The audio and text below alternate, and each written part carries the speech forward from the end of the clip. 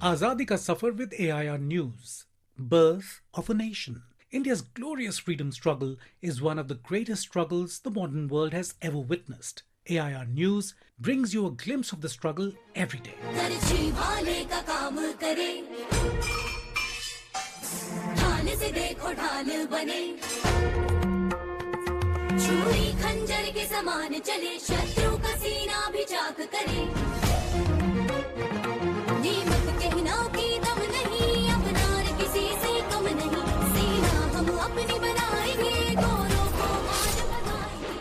In today's episode, we remember freedom fighter Moti Bai, who was martyred on the 4th of June 1858, a lieutenant of Rani Lakshmi Bai. Moti Bai took part in fighting against the British forces in and around Jhansi, ousting the British troops from the region.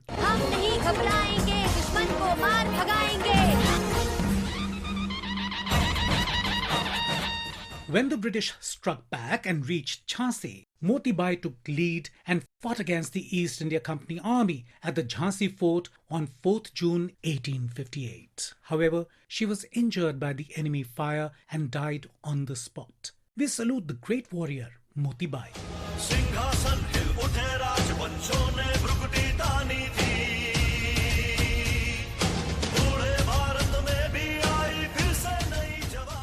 We also remember the commander of the cavalry in the army of Rani Lakshmi Bai, Khuda Baksh, who played a significant role in organizing and directing the independence activists against the British during the First War of Independence 1858. Khuda Baksh fought back persistently the British Army's offensive on the Jhansi fort. He was martyred while fighting the British forces on the 4th of June 1858. We salute the great son of the soil.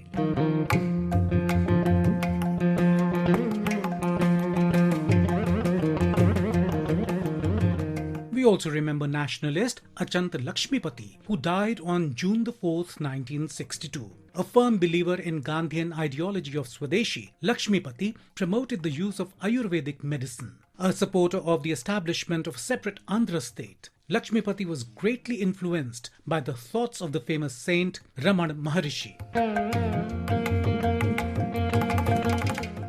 Lakshmipathy was born on March 3, 1880 in Godavari district of Andhra Pradesh. He obtained a medical degree from Madras Medical College in 1909. He got inspired towards Ayurveda after studying the Vedas, Puranas and Ayurveda texts deeply. He became a disciple of Pandit Gopalacharyalu, the famous Vaidya Ratna of his time. Lakshmipathy devoted his life to the promotion of Ayurveda. He was the principal of Madras Ayurvedic College and Trivandrum Ayurvedic College. The credit for the establishment of the famous Arogya Ashram and Andhra Ayurvedic Pharmacy of Awadhi also goes to him. For the construction of the Arogya Ashram during the British period, the Madras government had accepted financial assistance with the condition that Lakshmipathy would give assurance of being loyal to the British government. He refused to give such an assurance and the government withdrew the offer of assistance. Lakshmipathy considered the Western education system to be a loss for India.